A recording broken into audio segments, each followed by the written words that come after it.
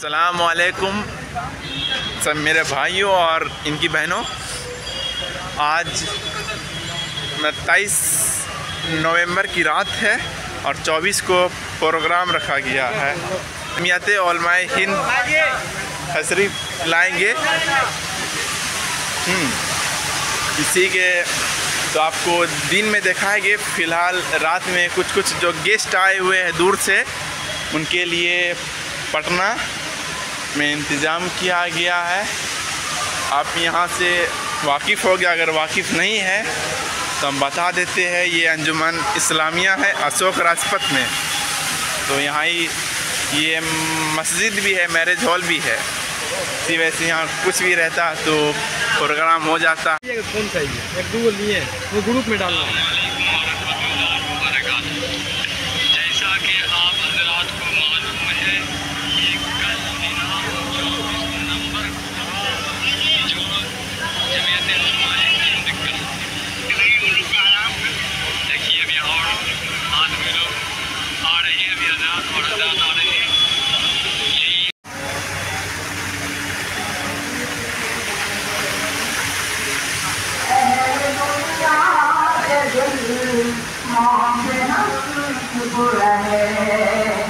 उसका हर एक सितम हंस के हम सह गए, अहले दुनिया के जुल्मों पे हम चुप रहे।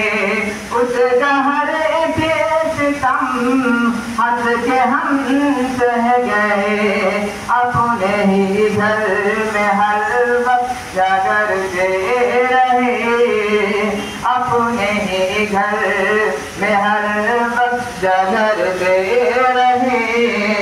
कुफर अजदा हुए हम बिखरते रहे, कुफर अजदा हुए हम। रब को देखा है मेरे नबी ने फकत, और किसी ने भी देखा नहीं है। अगर आप सब मौलाना अरशद मदनी को नहीं जानते तो उनका थोड़ी से तारुफ हम अपने लैंग्वेज में करवा देते हैं। मौलाना अरशद मदनी दारुल उलूम देवबंद के प्रिंसिपल है और जमात उलमाए हिंद के अध्यक्ष भी है।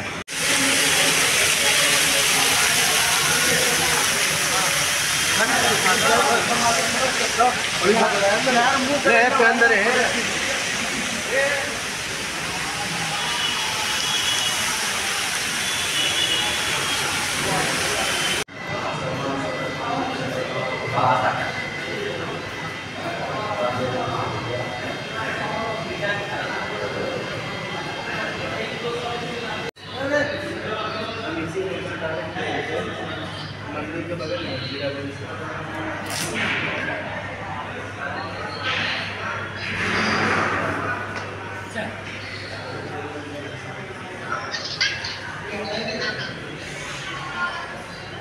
यहाँ जितने भी गेस्ट आए हुए हैं, जो अरशद मदनी और नीतीश कुमार आने वाले हैं, आप लोगों को मालूम ही है कि गांधी मैदान में आने वाले, तो उन्हीं के लिए जो गेस्ट आए हुए हैं उनका कुछ इंतज़ाम अंजुमन इस्लामिया में किया गया है। तो यही आपको जो वीडियो दिखाए थे, यहाँ कुछ है, ऊपर नीचे हर जगह लोग हैं, उनका खाना पीना रहना सहना सारा चीज़ का इंतज़ाम किया गया। अल्हम्दुलिल्लाह सारा चीज़ बहुत बेहतरीन है और सारा चीज़ का फ्री ऑफ कॉस्ट, जिसे जो चाहिए खा लो आराम से। और बड़े बड़े उलमा यहाँ तशरीफ़ ला रहे हैं। हम भी इंशाअल्लाह वन डे उलमा बनेंगे। और से नवरम साधना के लिए हमारी जमात ने जान तन धन सब लगा करके और उसके बाद एकता परस्ती का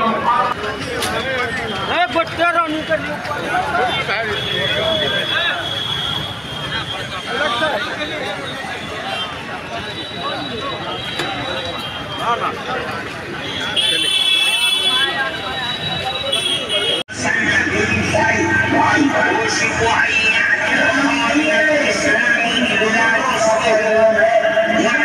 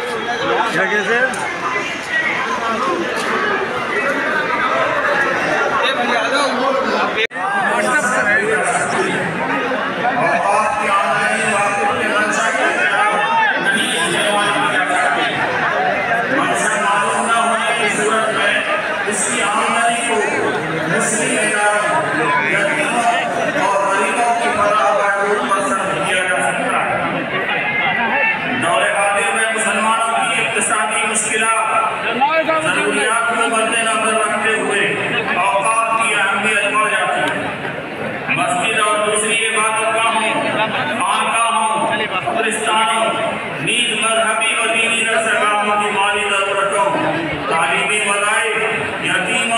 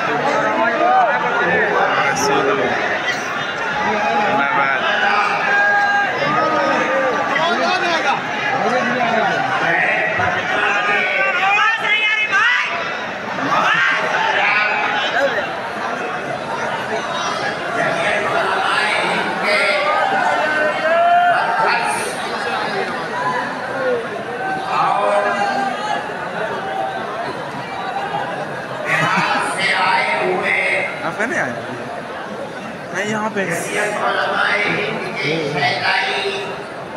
गया। लेकिन इसमें कुछ देने का उसका या कोई कैसे कोई अफसर कैसे है सर?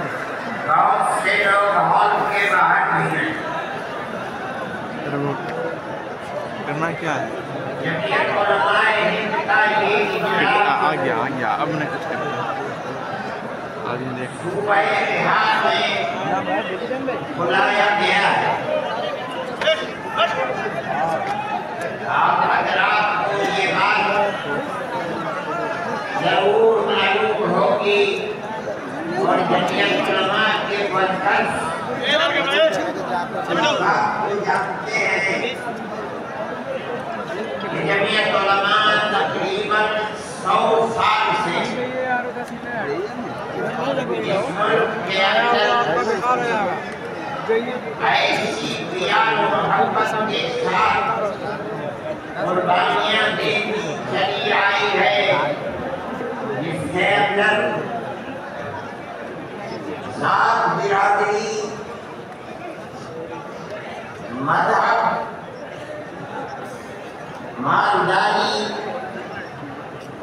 और फकर हर चीज से ऊपर उठकर जमीयत उलमा ने हमेशा मुल्क की आज़ादी के लिए मुल्क में अमन और अमान को पैदा करने के लिए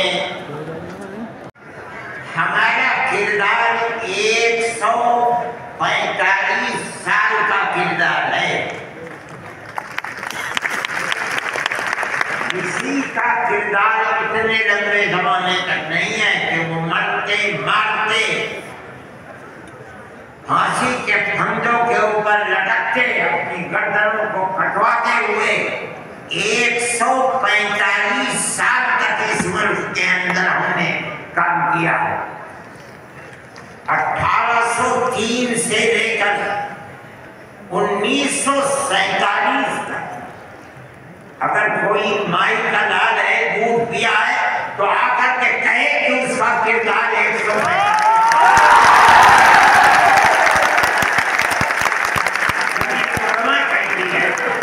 ये उलमा का किरदार है। ये किरदार प्यार और मोहब्बत के साथ गरीबान पकड़ कर ये किरदार नहीं रहा। एक दूसरे के दर्द में दरमियान दूरी हो गई है, उस दूरी को दूर किया जाए और हालात को सही किया जाए। उलमा का ये नजरिया नहीं था। उलमा कहते थे मुल्क गुलाम हो गया, गुलामी की जंजीरों को तोड़ो, अंग्रेज को भगाओ, मुल्क को आजाद। ये तो हालात थे जिसके अंदर मुसलमान दाखिल हुए कांग्रेस में मौजूद है। की आजादी के बाद मुल्क का दस्तूर क्या रहेगा? क्या सेकुलर दस्तूर होगा या मजहबी हुकूमत होगी? अगर सेकुलर दस्तूर होता है हम तुम्हारे साथ हैं, और अगर सेकुलर दस्तूर नहीं होता तो मुल्क की आजादी में हम तुम्हारे साथ नहीं।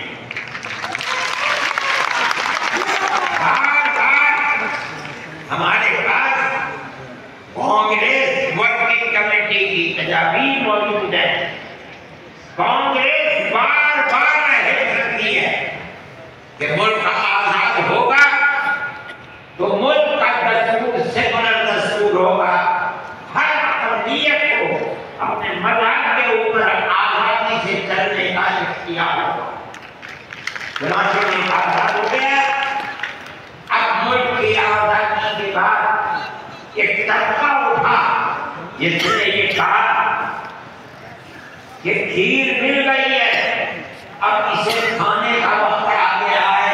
उन्होंने कहा कि मुल्क की दस्तूर हिंदू दस्तूर बनेगा, सेकुलर दस्तूर नहीं बनेगा। ये तो रमाई के लोग थे। मौलाना अबुल कलाम आजाद थे, ये तो रमाई मौलाना मदनी थे, मुफ्ती आजम मुफ्ती किफायतुल्लाह थे, मौलाना इब्राहिम सुभानी थे और उनके पीछे लाखों आदमी थे। उन्होंने कहा जो हमसे वादे किए हैं उन वादों को पूरा करो। अगर मुल्क की तकसीम हुई है और मुसलमान को एक हिस्सा दे दिया, तुमने दिया है 10 साल मुल्क की तकसीम पर, तुमने दिए हैं, हमने जूते खाए हैं, हमारे गलों के अंदर जूतों के हाथ पड़े, मगर हमने मुल्क की तकसीम को हमसे तो वादा किया था उस वादे को। जो दस्तूर के अंदर दफात हैं, क्या हर अक़लियत को अपने मज़हब पर चलने का हक है?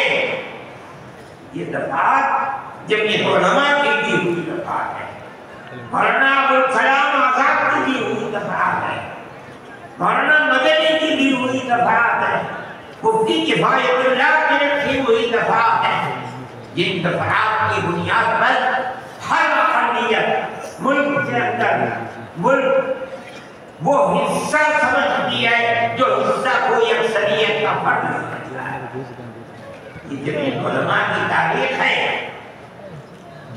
हम अपने मजहबी एतबार से दस्तूर को हाथ में लेकर कह सकते हैं कि हमें अपने मजहब पर चलना और मजहब को इख्तियार करने का हक है। इस दस्तूर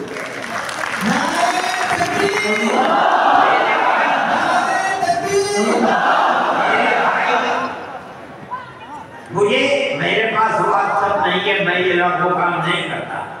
जब मुझे फुर्सत मिलती है क्या देखता हूँ।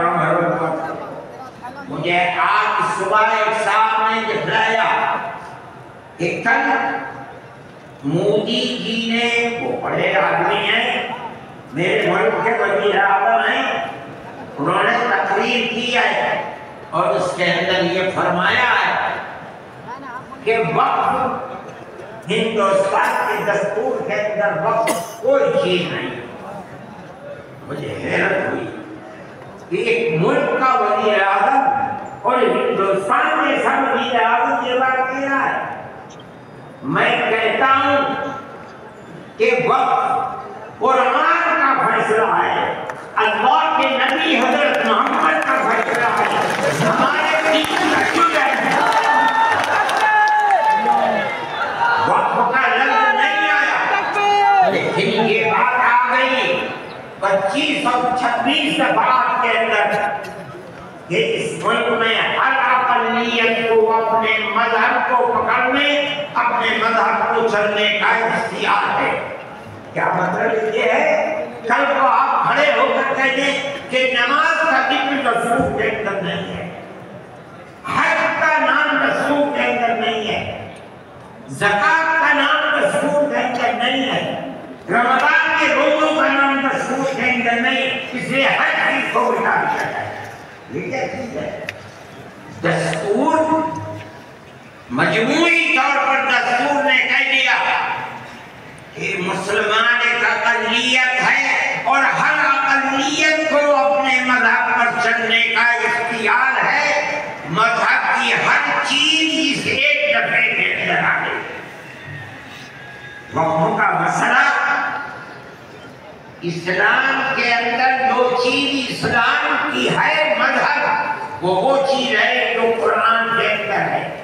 एक दूसरी वो चीज है जिसको हमारे आका हजरत मोहम्मद सल्लल्लाहु अलैहि वसल्लम ने फरमाया। यही तो इस्लाम की बुनियादी है।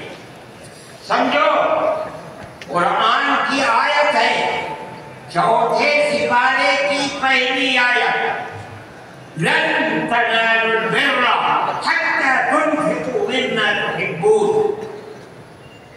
लन तनालुल बिर्रा, हरगिज़ तुम जन्नत को नहीं पा सकते।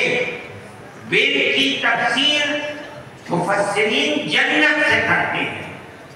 अरे मुसलमानों, कान खोलकर सुन लो, हरगिज़ तुम जन्नत को नहीं पा सकते। यहाँ तक कि तुम अपने उस माल को अल्लाह की रज़ा के लिए खर्च करो जो तुम्हारे पास है। जिस माल को से तुम्हें मोहब्बत है उस माल को तुम अल्लाह की रज़ा के लिए खर्च करो। इस्लाम ऐसा मदद हो गई है। जब ये आयत उतरी अल्लाह पाकिस्तानी कौन है तो सबने मिलकर मौलाना अरशद मदनी का प्रोग्राम कुछ हम लोगों ने देख लिया। भीड़ काफ़ी थी इसीलिए हम आ गए बाहर।